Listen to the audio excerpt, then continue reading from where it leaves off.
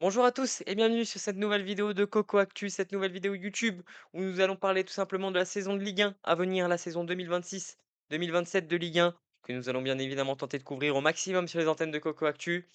Une Ligue 1 on a hâte qu'elle commence, cette Ligue 1, c'est ça ce qu'il faut retenir. Elle commence dès ce soir avec Marseille-Strasbourg, un petit choc entre guillemets pour ouvrir dès cette première journée, à l'heure où je tourne et je poste d'ailleurs cette vidéo. On est impatient de découvrir, cette, saison 2026-2027 avec une saison 2025-2026 déjà assez exceptionnelle que l'on a pu suivre ensemble sur les antennes, de Coco Actu. On va essayer de faire pareil pour cette saison 2026-2027 et aujourd'hui, on est là pour donner nos pronostics, tout ce qui va se passer. Cette vidéo, elle va avoir plusieurs étapes. On va tout d'abord parler du classement. On va classer chaque équipe et on va avoir un classement de 18 équipes que je pense qu'il y aura à la fin avec quelques surprises notamment que j'ai pu noter. On va aussi parler de 4 titres entre guillemets, 4 trophées, le meilleur buteur, le meilleur passeur de la Ligue 1, ainsi que le meilleur joueur au trophée, UNFP et le meilleur gardien au trophée UNFP qui seront décernés à la fin de l'année. En tout cas, j'espère que vous êtes prêts et puis on est parti tout de suite. On va commencer, par le classement. Le classement que je vais faire, via un site internet, le site, Mon Petit Prono. On va le faire ensemble, on va suivre tout cela ensemble. D'ailleurs, vous pouvez rejoindre la ligue, Mon Petit Prono de Coco Actu qui se trouve, en story Instagram actuellement à l'heure où je vous parle. Allez, c'est parti pour, le classement. Oula, le classement qui avait déjà commencé, pas du tout, c'était juste un test. On va réinitialiser tout cela et nous allons faire notre classement, donc notre classement de Ligue 1 avec, vous voyez là les 18 équipes présentes sur ma gauche et les 18 places, les 3 relégués avec le barragiste notamment en 16e position, les 4 places qualificatives pour un championnat européen, la 5e pour l'Europa League et la 6e pour la Conference League, comme vous pouvez le voir. On a les équipes qui sont favoris, donc plus les points sont petits, plus les équipes sont favorites pour être, à la place où elles sont. Par exemple, le Paris SG est grand favori pour être, champion de Ligue 1. Mais ce qui nous importe, c'est le classement que nous allons réaliser ensemble tout de suite. On va commencer par, le haut ou plutôt par le bas? On va commencer par le bas. On va commencer par le bas avec, les 3 équipes que je vois en difficulté cette saison, les 3 équipes que je vois descendre à la 17e, 18e et 16e place. On va suivre, tout ça. Donc pour l'instant, pour ma part, à la 18e place, nous aurons les Troyens. Les Troyens qui viennent de remonter, en Ligue 1, que je vois pas faire un mercato transcendant. Ils ont perdu Mathys de Tourbay, ils ont perdu quelques joueurs. Mathys de Tourbay qui était un ailier, assez exceptionnel qui est parti, du côté de Monaco, d'ailleurs parti, pour Manchester City puis prêté à Monaco. À suivre Mathys de Tourbay d'ailleurs à Monaco cette saison, on aura le temps d'en reparler, mais ouais, 3 que je vois malheureusement pour eux faire l'ascenseur, redescendre cette saison. Ils ont été très bons en Ligue 2, j'ai beaucoup suivi la Ligue 2, ils ont été assez étincelants. Je pense notamment à ce choc face à Saint-Étienne où ils ont gagné 3-0, alors qu'on ne les donnait pas, forcément favoris. Mais, franchement, je vois des Troyens tout de même en difficulté. À voir comment ça va se passer pour les Stacks. Mais je ne suis pas sûr qu'ils puissent, rester dans l'élite, cette saison. On va passer maintenant à l'autre club que je vois relégable et là, on est déjà sur une, petite surprise. Un club qui s'est maintenu en Ligue 1, qui a même disputé la Ligue des Champions il y a de ça quelques années, mais que je vois petit à petit perdre des joueurs, perdre son coach malheureusement dans des circonstances tragiques avec, Éric Roy qui est décédé. C'est bien le Stade Brestois dont je parle, qui ne va pas aller à la première place, mais plutôt à la 17e place pour ma part. C'est un petit avis que je fais, mais je pense que Brest va vivre une saison extrêmement compliquée. J'espère pour eux qu'ils vont s'en sortir, bien évidemment. À tout moment, je me trompe, complètement, mais ils ont perdu Éric Roy, comme je le disais, dans des circonstances tragiques. Ça ne va forcément pas aider tout simplement, le club, que ce soit d'un point de vue mental et d'un point de vue aussi tactique, parce que Éric Roy était un excellent entraîneur. J'ai du mal à voir le Stade brestois, faire quelque chose en Ligue 1, peut-être un milieu de tableau, pourquoi pas, mais franchement, par rapport aux autres équipes, je les vois vraiment en difficulté, beaucoup de mal à se renforcer. C'est ça aussi que j'ai trouvé. Ils ont eu vraiment du mal à se renforcer, justement, à renforcer leur équipe, cet été, là où ils ont plutôt perdu, quelques joueurs. Donc voilà, je les vois en difficulté ces Brestois cette saison. Peut-être pas à la 17e place, on analysera ça, d'ici la fin de la saison, mais je les vois vraiment en difficulté, je les vois pas dans le bien, ces Brestois. 16e place et Barragis donc qui affrontera un pensionnaire de Ligue 2 pour, disputer, sa place, en Ligue 1 au cours d'un barrage justement. J'ai noté qui? J'ai noté Le Havre. Le Havre qui pareil, dans une même situation que le Stade brestois, est un club qui lutte pour le maintien depuis quelques saisons, qui a du mal à lutter pour le maintien, qui l'accroche, directement, via les dernières journées, c'est pas facile pour Le Havre. À voir si avec Didier Degarts, ils parviennent à faire, quelque chose. Un nouvel, entraîneur adjoint est arrivé aussi, du nom de Razik Neder. On va voir s'ils arrivent à mettre en place quelque chose, Le Havre, s'ils peuvent évoluer, s'ils peuvent essayer de se maintenir, mais en tout cas, je les vois en difficulté, cette saison. Et là, on commence à rentrer directement dans une de mes premières surprises parce que je vois Le Mans. Le Mans, on verrait beaucoup descendre, hein, c'est un petit club, mais je vois Le Mans se maintenir in extremis, 15e position. Je les vois éviter les barrages de peu, mais je les vois rester en Ligue 1. Ils ont proposé un contenu exceptionnel en Ligue 2 la saison dernière, franchement, avec une équipe très, très moderne, dans un système très, très moderne, un peu dans le style de Lens, ce qu'aurait pu faire Lens en Ligue 1, dans un système en sorte de 3-4-3. Les Manceaux qui ont été vraiment extrêmement intéressants. Je les vois franchement, se maintenir s'ils continuent dans la même dynamique que l'année dernière avec le coach qui a été sensationnel la saison dernière. S'il parvient à maintenir son effectif à ce niveau-là, je vois pas pourquoi il descendrait. Je les vois supérieurs en tout cas à les 3 aux 3 équipes que j'ai nommées, juste avant, donc c'est-à-dire Le Havre, Brest et Troyes. On peut maintenant passer à la 14e équipe du championnat et là, on va rentrer dans le milieu de tableau. La 14e équipe sera pour moi la JOCR que nous allons décaler en bas, qui terminera à la 14e place. Ils ont perdu, Lassine Sissoko, notamment, cet été, transféré au Paris FC. Ils se sont renforcés, pardon, comme ils ont pu, avec, l'arrivée de Will Steele notamment, sur le banc, de la JA. Est-ce que ça va être, prolifique pour cette équipe?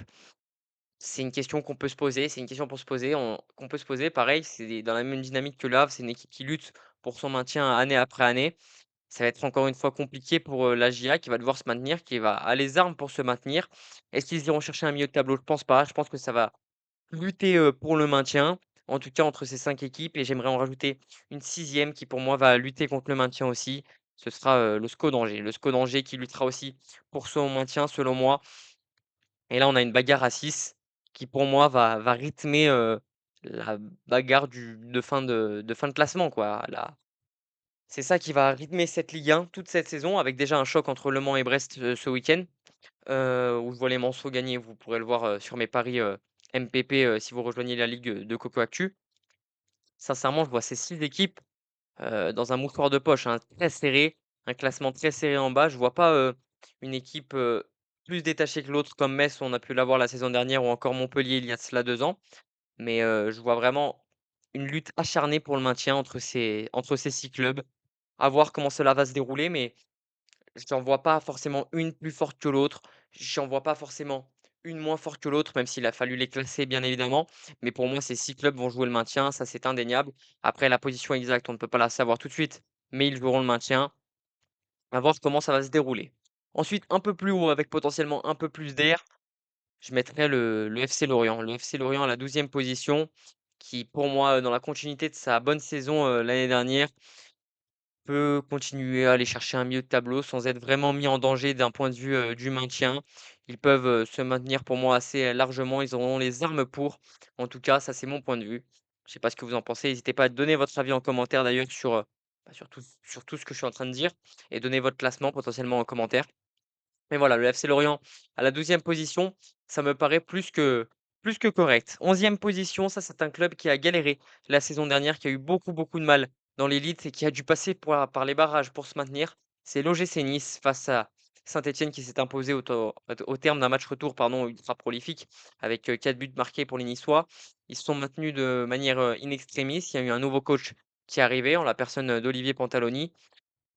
On va voir si les Niçois, vont essayer de faire mieux que la saison dernière. Ça me semble pas compliqué. La saison dernière, ils avaient fini à la 16e position. Ça avait été une saison extrêmement compliquée. Jonathan Clauss a pris le brassard de cette, équipe.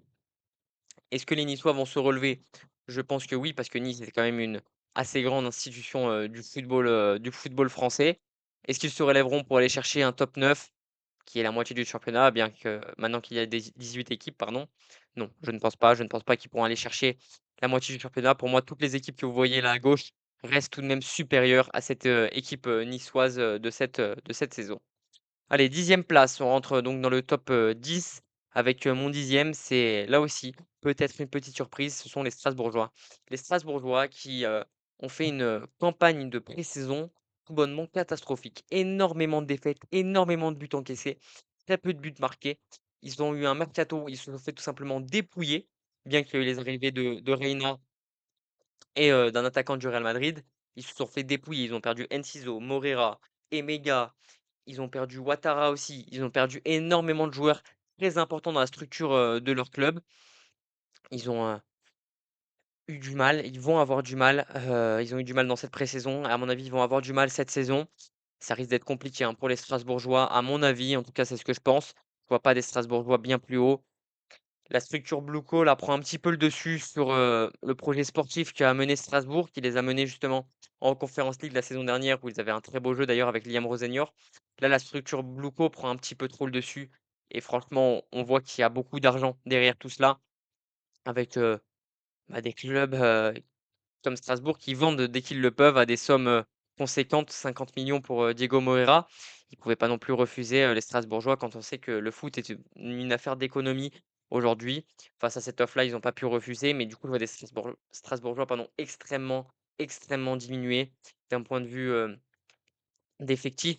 Ils n'ont pas un effectif, qui peut leur permettre d'aller chercher, beaucoup plus haut, à mon avis. Contrairement à Toulouse qui, eux, ont perdu, Charlie Cresswell cet été, qui est parti à Rennes, avec un prêt pardon, avec une option, d'achat obligatoire. On voit des Toulousains, pareil, solides, accrocher une, 9e place, un top 9, un club de milieu de tableau. Rien de plus à dire sur ces Toulousains qui jouent toujours le milieu de tableau et qui, pour moi, continueront à être, au milieu de tableau, cette saison. Peut-être un peu plus haut que d'habitude, mais pour moi, ils iront chercher ce top 9. À la 8e place et là, on va mettre, le Paris FC qui, dans la continuité du projet avec, Red Bull, avec, la famille Arnaud, qui se sont extrêmement, renforcés cet été. Je pense à l'arrivée de Lacine Sinayoko ou encore l'arrivée de Pablo Pagis ou même de Matondo. Ça va être très intéressant à suivre, cette équipe du Paris FC. Moi, elle m'emballe parce qu'elle a proposé la saison dernière.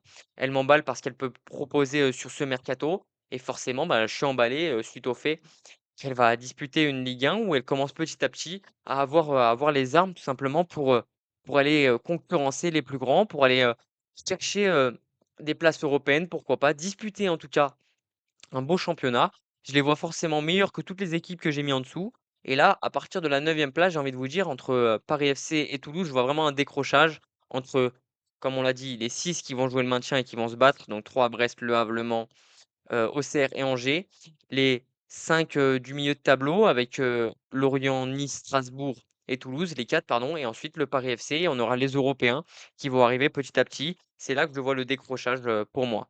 Ensuite, à la 7e place et là, ça va faire parler aussi, ce sont les Marseillais qui termineront pour moi à la 7e place.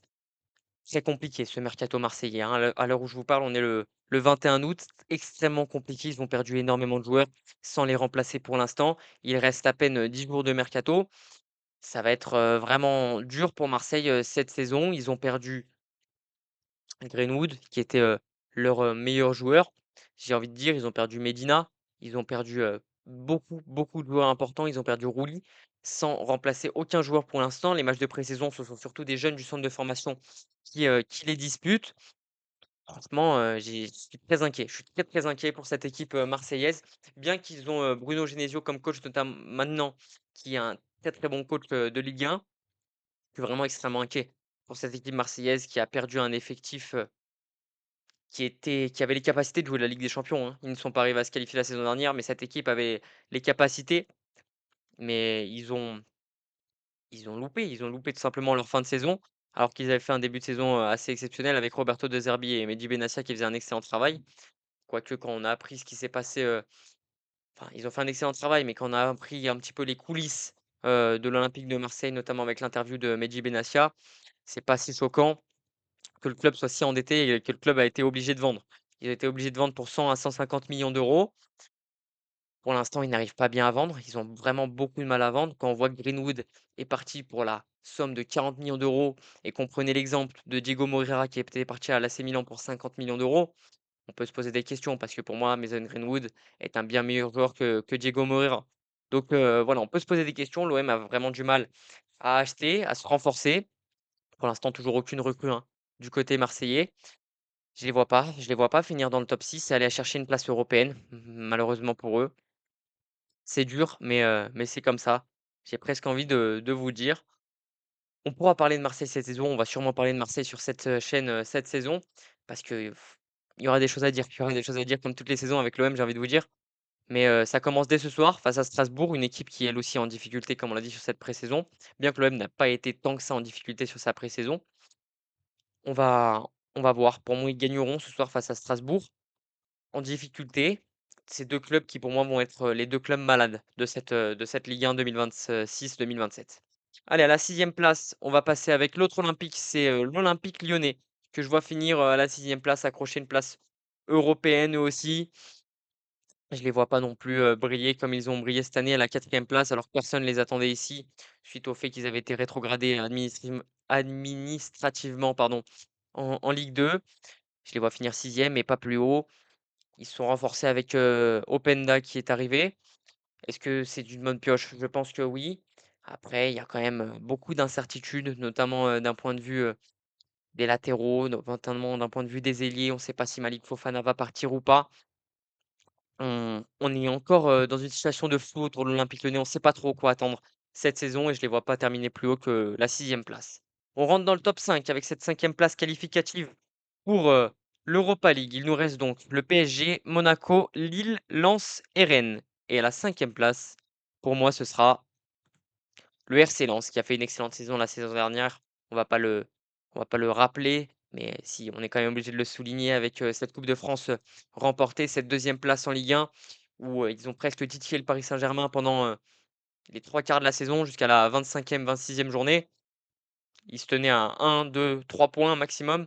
Ils ont un petit peu lâché sur la fin malheureusement pour eux, mais, je vois ces Lensois continuer dans la durée malgré le fait qu'ils aient perdu, leur coach, Pierre Sage, qu'ils aient perdu, quelques joueurs. Ils se sont bien renforcés, ils ont encore fait un mercato que j'ai trouvé extrêmement intelligent avec Jean-Louis Leca à la baguette, en allant chercher, des joueurs, qu'on n'aurait pas forcément pensé. Je pense notamment à Torgan Hazard qui va renforcer, cette équipe.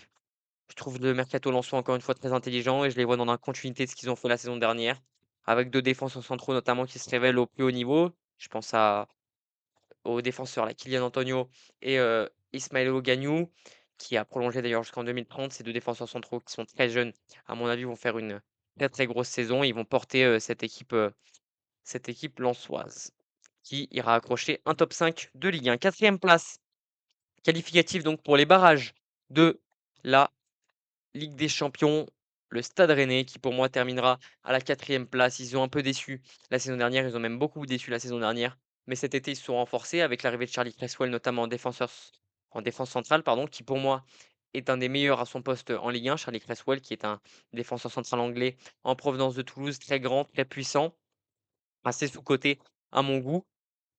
Je vois, les Rennais portés par, Esteban Le Paul, portés par, leur coach Francaise, portés par, pas mal, de joueurs dans la continuité de leur équipe la saison dernière, de ce qu'ils ont fait avec Francaise, pardon. Je les vois à un bon niveau, à un niveau assez stable et à un niveau qui leur permettrait d'aller chercher un top 4. Top 3, troisième position avec là, soit le LOSC, soit l'AS Monaco, soit le Paris Saint-Germain. Ce sera pour moi les Lillois qui vont encore une fois aller chercher cette, Ligue des champions, cette troisième place, synonyme, de Ligue des champions, ça ne m'étonnerait pas, dans la continuité avec, le fils d'Ancelotti qui est arrivé pour, entraîner cette équipe. Je les vois franchement faire une excellente saison, pareil dans la continuité, aller chercher, une Ligue des champions, aller chercher potentiellement un huitième de finale de Ligue des champions et faire ça, réitérer et cetera et cetera. En tout cas, je vois cette équipe lilloise, assez alléchante sur le papier. On va voir si Ayoub Boadi reste aussi. Ça m'étonnerait, mais si Ayoub Boadi reste, ce sera certainement le plus gros coup du mercato lillois. Ce sera forcément très intéressant à suivre. Est-ce qu'il restera? C'est la question qu'on peut se poser. On va suivre tout cela, mais je vois des Lillois finir à la troisième place. Et enfin, première place ou deuxième place. Première place pour le PSG ou alors deuxième place pour Monaco. Ou alors inversement, deuxième place pour le PSG, première place pour Monaco. Pour moi, sans grande surprise, je vais vous l'avouer, le Paris Saint-Germain terminera à la première place de ce championnat. C'est pour moi une évidence. Et donc l'AS Monaco terminera à la deuxième place. On va parler d'abord du Paris Saint-Germain qui a fait pour moi un mercato tout simplement exceptionnel. Ils sont allés chercher là où il y avait besoin d'aller chercher avec Akliouche, qui est un excellent joueur. Pour moi, Akliouche est un des meilleurs joueurs de Ligue 1 hors joueur du Paris Saint-Germain. Ils sont allés le chercher. C'est un excellent joueur. On va suivre, sa saison attentivement. Ferran Torres aussi pour, combler le départ, de Gonzalo Ramos. Ferran Torres qui pour moi peut être dans la discussion des meilleurs buteurs de Ligue 1, étant donné, la faculté de Luis Enrique à beaucoup faire tourner son équipe, en Ligue 1. Ferran Torres va grappiller énormément de temps de jeu à mon avis, plus que Gonzalo Ramos la saison dernière et il pourra être dans la discussion des meilleurs buteurs de Ligue 1 à mon avis. On va en parler juste après justement des meilleurs buteurs de Ligue 1 et franchement, ils sont allés chercher aussi, Mika Götze. À voir si Bradley Barcola va partir. À mon avis, il partira, à mon avis, dans les dernières heures du mercato, sûrement pour un club anglais. On parle de lui à Liverpool notamment. À mon avis, il partira, Bradley Barcola. Il n'a aucun intérêt à rester, en tout cas, avec, l'arrivée, du Belge, Mika Götze, comme je l'ai dit. En attendant, les Parisiens seront champions. Pour moi, il y a pas de doute. Ils seront même champions assez facilement avec, des nombreux points, d'avance. Et on va maintenant parler de l'AS Monaco qui, pour moi, terminera, 2e avec l'arrivée de Philippe et Luis. Je suis très emballé. Je suis très, très emballé par, cette équipe de Monaco, pardon, qui a aussi fait un mercato intelligent. Ils sont séparés donc, de Paul Pogba qui, pour moi, était plus, comment dire? Un gros caillou dans la chaussure, des Monégasques. Bien que j'adore le joueur Paul Pogba, c'était vraiment un énorme caillou dans la chaussure du club du Rocher. Ensuite, ils ont recruté Ansu Fati, ils ont acheté Ansu Fati. Mika Biretz est en train de se relancer petit à petit avec Philippe et Luis. Ils vont jouer la Conference League cette saison. Ça va leur permettre d'aborder une compétition européenne sans avoir trop de pression, non plus. Bien que s'ils jouent la Conference League, l'objectif sera bien évidemment de la gagner, étant donné que c'est un club qui a les capacités de gagner, ce type de compétition, pardon. Denis Zakaria aussi qui est resté au club, qui est un excellent joueur pour moi. Voilà, je vois les Monégasques finir, 2e. Donc allez, petit récap du classement. Donc Paris SG 1er, Monaco 2e, Lille 3e, Rennes 4e, Lens 5e et Lyon 6e. Ça, c'est pour les places européennes de notre Ligue 1. Ensuite, un milieu de tableau composé de l'OM, du Paris FC, Toulouse, Strasbourg, Nice, Lorient. Et ensuite, une bataille pour le maintien avec Angers, Auxerre, Le Mans, Havre, Brest et Troyes. C'est dans cet ordre-là que mon classement 2026-2027 est validé. On va maintenant pouvoir passer au meilleur buteur de la saison. Ça, j'ai prévu, un petit visuel plutôt que cela. Le meilleur buteur de la saison pour moi, j'en ai sélectionné 2 parce qu'il y en a un, on ne sait pas trop. On va commencer d'ailleurs par celui qu'on connaît, celui qu'on préfère. Pour moi, ce sera Esteban Le Pol qui va réitérer, qui va reprendre le statut de meilleur buteur cette saison. Tout simplement parce qu'il a été extrêmement bon la saison dernière et qu'il va continuer avec cette équipe, rennaise à briller. Il est mis dans les meilleures conditions pour marquer des buts. Il sait aussi marquer des buts, tout seul. Je trouve vraiment ce joueur extrêmement, extrêmement, extrêmement intéressant et il a pleinement les capacités pour aller chercher ce titre de meilleur buteur. On pourrait aussi penser à un Parisien, bien que pour moi les Parisiens en Ligue 1, c'est pas quelque chose de sûr, étant donné que il tourne beaucoup, Luis Enrique, son effectif, comme je l'ai dit. Dembélé ne va pas jouer beaucoup, surtout s'il est blessé. On peut aussi penser pardon, à Kvaratskhelia, qui ne joue généralement que très peu de matchs de Ligue 1. Il est préservé aussi beaucoup pour la Ligue des Champions. C'est pour ça qu'on peut penser notamment à Ferran Torres, qui pour moi pourrait avoir une carte à jouer dans ce classement des buteurs de Ligue 1. Et enfin, j'ai mis un deuxième buteur qui pour moi, s'il reste à Monaco, sera le meilleur buteur de Ligue 1. Cependant, étant donné qu'il est très probable que Folarin Balogun quitte l'AS Monaco, je pense que Esteban Le Pol sera le meilleur buteur. Bien que j'aimerais énormément que Folarin Balogun soit à Monaco pour notre Ligue 1 parce que c'est un joueur que j'adore, c'est un joueur que j'apprécie énormément. Je l'appréciais, avant son scandale, aux États-Unis, le scandale qu'il y a eu avec, Donald Trump lors de la coupe du monde, notamment. Mais je trouve vraiment ce joueur extrêmement, extrêmement, extrêmement intéressant, qui peut, décrocher, qui peut prendre de la vitesse, qui a une capacité de finition assez extraordinaire, qui sait jouer de la tête. Il est puissant, pour moi, il a tout d'un neuf, complètement moderne, qui peut parfaitement être intégré dans le système de Philippe et Luis, bien que Philippe et Luis ne l'a pas fait jouer lors de cette pré-saison en raison justement des rumeurs de transfert, autour de lui. Il a préféré relancer Mika Biretz, mais je trouve vraiment qu'une association entre Folarin Balogun et Mika Biretz peut être, extrêmement intéressant. C'est pour ça que je l'ai mis en meilleur buteur de la Ligue 1. Comme je l'ai dit, j'aurais aussi pu évoquer, Ferran Torres, mais voilà. Balogun, Le Paul en un quand même, parce qu'à mon avis, lui, c'est sûr qu'il restera à Rennes et qu'il va marquer énormément cette saison. Et on peut aussi mettre Balogun en 2 s'il reste à Monaco et enfin Ferran Torres qui pourra être, dans la discussion. Ensuite, le meilleur passeur pour moi de cette saison de Ligue 1 et là, c'est un choix un petit peu surprenant, peut-être, mais à mon avis, Nuno Mendes sera le meilleur passeur de cette Ligue 1 s'il joue énormément. On sait que Luis Enrique, comme je l'ai dit, fait beaucoup tourner son effectif, mais s'il joue, pour moi, il y a pas de raison que Nuno Mendes ne soit pas le meilleur passeur de cette Ligue 1. Il a fait une saison dernière exceptionnelle. La saison dernière, pardon, il a été exceptionnel. Il a marqué, couru énormément. Défensivement, il a été puissant et bon et rapide surtout. Pour moi, il a toutes les capacités pour être un passeur exceptionnel, que ce soit une qualité de centre, que ce soit une qualité de projection vers l'avant, qui peut s'am qui peut mettre dans les meilleures conditions des gens comme Dembélé, Ferran Torres, qui n'auraient plus qu'à pousser la balle au fond. Pour moi, Nuno Mendes peut faire extrêmement mal sur son côté. À voir s'il va jouer en Ligue 1. C'est pareil que pour Ousmane Dembélé ou Kvaratskhelia, s'ils jouent en Ligue 1, ils seront sûrement aussi dans la discussion des meilleurs buteurs. Mais, si Nuno Mendes joue la Ligue 1 comme il joue la Ligue des Champions et qu'il est souvent titulaire, ce qui est quand même le cas, à voir s'il va être meilleur passeur, mais pour moi, il le sera. Lucas Digne pourra aussi prétendre à ce titre, hein, si Nuno Mendes ne joue pas et que c'est Lucas Digne qui est préféré, en Ligue 1. Lucas Digne, on sait sa patte gauche, assez extraordinaire. On va voir s'il va s'imposer au Paris Saint-Germain, en tout cas en Ligue 1, Lucas Digne. Il a les capacités pour être, meilleur passeur de Ligue 1 aussi. En tout cas, je vois un latéral meilleur passeur parce que dans la discussion, je vois bien Udol ou encore, Achraf Hakimi aussi, dans cette, discussion. Le meilleur gardien de Ligue 1, ça ne changera pas, ce sera le même que l'année dernière, ce sera pour moi Robin Risser qui sera le meilleur gardien de Ligue 1 devant Matvei Safonov, devant, Djeffrey Delange si c'est le gardien titulaire de l'OM, on ne sait pas encore cette saison, ou encore, devant, le gardien, j'ai perdu son nom, pardon.